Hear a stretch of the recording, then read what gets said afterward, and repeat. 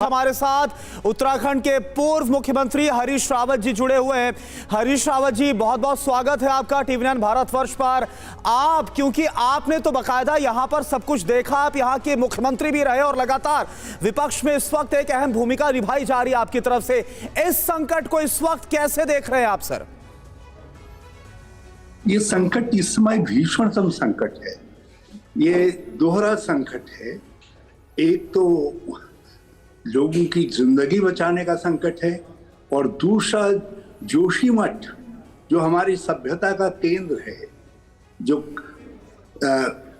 हमारे आदि गुरु शंकराचार्य की तपस्थली है, जहाँ भगवान साक्षात रूप में नरसिंह अवतार के रूप में विराजमान है और जहाँ सभ्यता, रामायण की सभ्यता, दूसरी सभ्यताएं जहाँ के गर्भ में हैं और जो जैव विविधता का केंद्र है, सौंदर्यमयी ओली का बुग्याल जहाँ स्थित है।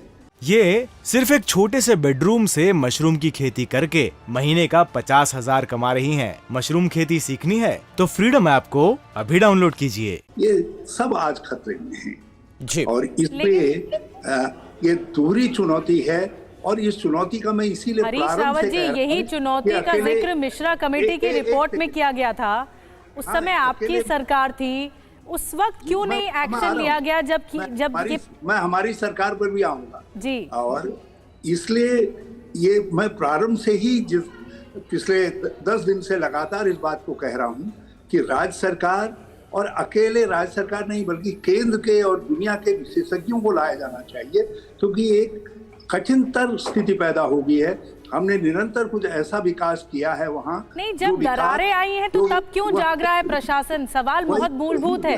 अगर आप इतने साल से एक विसल ब्लोअर का काम कर रहे थे, इतने साल से अगर आप लगातार मुद्दा उठा रहे थे, तो क्यों नहीं कोई एक्शन लिया जा रहा था? इस बात का इंतजार किया जा रहा था कि दरारें पहले आए और उसके बाद फिर एक्शन ले। आप मेरी पूरी बात समझ लीजिए, पहले सुन लीजिए, उससे आपकी मदद होगी, आपके प्रश्नों को कैलिब्रेट करने में मदद होगी। देखिए, वहाँ हमने जो विकास के काम किए, वो विकास के काम वहाँ की प्रकृति के अनुरूप सिद्ध नहीं हुए। जैसे जो जल विद्युत परियोजनाएं बनी, रैनी के बाद कहा जा रहा है कि रैनी के बाद ये संकट, जब रैनी संकट आया, जब वहाँ ग्लेशियर फटा, उसके बाद स्थिति और चिंताजनक हुई। 2014-15-16 में मैंने बड़ी गहराई से इसकी रिपोर्ट का अध्ययन किया, क्योंकि उस समय दैवीय आपदा में जब हिमालयी सुनामी आई थी, उस समय स्थितियां यहाँ विकट नहीं हुई, लेकिन मुझे लगा कि ये लैंडस्लाइड पर बसा हुआ पूरा जो है जोशीमठ है, इसके लिए खतरा हो सकता है।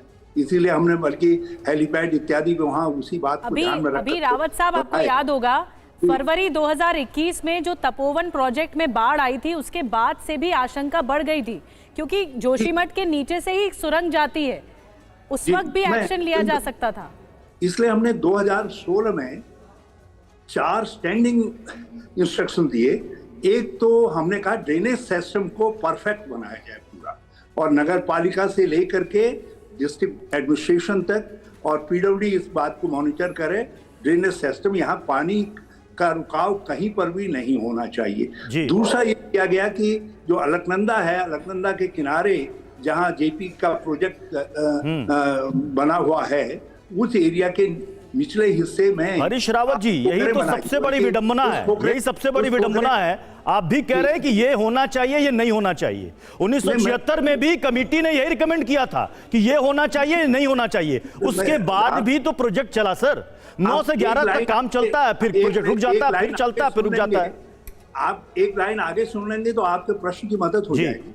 2016 में हमने ठोकरें बनाने का काम जो है, कटाव के काम को रोकने के लिए वहां पर हमने बनाए और ठोकरें बनाई गई, लेकिन वो काम बाद में रुक गया। सत्ता परिवर्तन के साथ उसको प्रायोरिटी नहीं दी गई। तीसरी बात, हमने कहा कि आप यहाँ जो है जितने घर हैं उनमें लाइट मटेरियल इस्तेमाल किया जाना चाहिए और पेड़ नहीं काटे जाने चाहिए। अब हो ये रहा है जी। चार धाम यात्रा मार्ग, जिसको भाजपा ने अपनी छाती लेकिन- ठोक करके कहा हाँ। कि ये हमने जो है हरीश रावत जी, हरीश रावत जी, आप तो उस इलाके को बहुत अच्छी तरीके से जानते होंगे, आपने करीब से देखा भी है। अब जो दरारें आप देख रहे हैं, हरीश रावत जी, मुझे एक सवाल का जवाब दे दीजिए।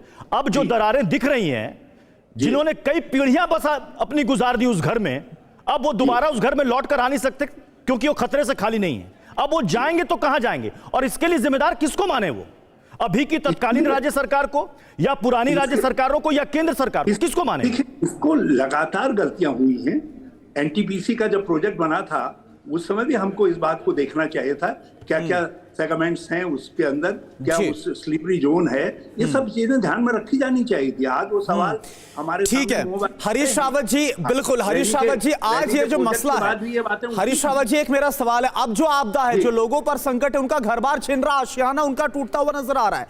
अब इस पर सियासत से ज्यादा जरूरी है, आप भले विपक्ष में, लेकिन जरूरी है कि अब होना क्या चाहिए? क्या आप सरकार के साथ मिलकर कोई सुझाव, कोई ऐसी बात रखेंगे? क्योंकि जोशीमठ के हालात को देखकर तो ऐसा लग रहा है कि स्थिति हाथ से फिसल गई है। बिल्कुल आपने ठीक फरमाया, वहीं पर मैं आपको ला रहा था। मुश्किल यह है, आपके पास सवाल बहुत ज्यादा हैं, तो आप उन सब सवालों को कह देना चाहते हैं, क्योंकि आपकी भी वही मजबूरी है जो मेरी आपके सवालों का जवाब देने में है, समय की मजबूरी है। तो मैंने कहा कि जो रोड प्रोजेक्ट है, जिसको चार धाम यात्रा सुधार मार्ग के नाम से हमारे समय में मंजूर किया गया था, जिसको इन्होंने ऑल वेदर रोड कहा, उसको जिस बेतहाशा ढंग से काटा जा रहा है, ये सब चीजें इस बात की टेस्टिमनी है कि हमने चीजों की सीरियसनेस को, चुनौतियों को नहीं समझा। अब उसकी रक्षा कैसे की जाए? कटान पर सरकार ने रोक लगाई। रावत साहब, मैं आपकी बात से सहमत हूं, लेकिन हम सबको सॉल्यूशन पर काम करना होगा, राज्य सरकार को भी, केंद्र सरकार को भी।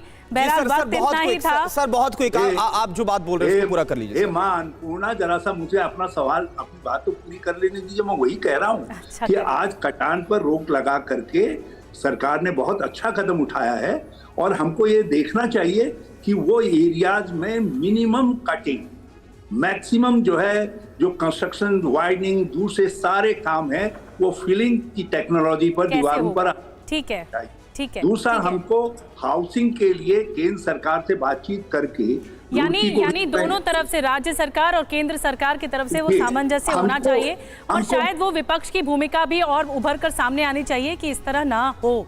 जो विकास परियोजनाएं हैं उन पर एक तरह से फोकस होना चाहिए, जहां जरूरत है वहीं फोकस होना चाहिए। बहरहाल बहुत बहुत शुक्रिया, बहुत कम समय था हमारे पास। हरीश रावत जी हमारे साथ, पूर्व मुख्यमंत्री उत्तराखंड से जुड़े हुए थे। ये सिर्फ एक छोटे से बेडरूम से मशरूम की खेती करके महीने का 50,000 कमा रही हैं। मशरूम खेती सीखनी है तो फ्रीडम ऐप को अभी डाउनलोड कीजिए।